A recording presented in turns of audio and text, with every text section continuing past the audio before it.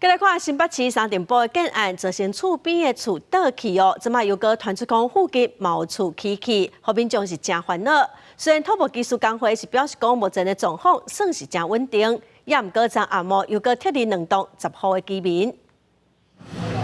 出动土地雷达伫咧厝内面检查，惊讲主体无安全，因为大户等于厝摕物件，发现厝损害情形敢若更加严重。本来要让我们6点进去拿衣服嘛，那我们门打不开，因为隔壁那个倒下去的时候，那个怪手有没有？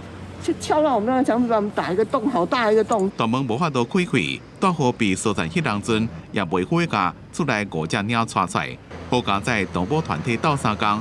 顺利伫咧吹背早起，把全部的鸟拢救出来。在处理后面的那一些碎片的时候，发现那个地基好像有点不稳固，然后有立即性的危险，就要撤除我们的196号，跟190号之一，总共有差不多15户这样子。新北市三重埔6年过，一个建筑工地伫咧挖地基时阵，传出工案的事故。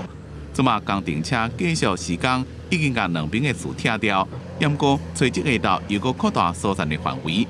根据区公所的资料，目前总共是79户190人。他们说那个白色的洞还在评估测量，说要怎么拆掉。就是希望他赶快安全把它拆掉，我很怕它往我那边倒。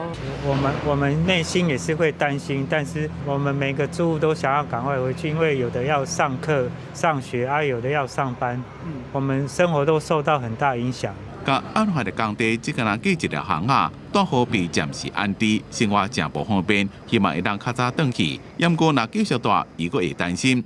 只是民众当时当转去，医院也无时间表。整栋建筑物是一个倾斜度是完全稳定的状态，所以没有到讨论到说需要去做拆除的工作。官方也继续抢灾抢险，不过即马又有附近的民众通讲厝也厝歪去。新北市土木技术工会回应讲，经过检测，厝外情形即马拢正稳定。公视新闻采访报道。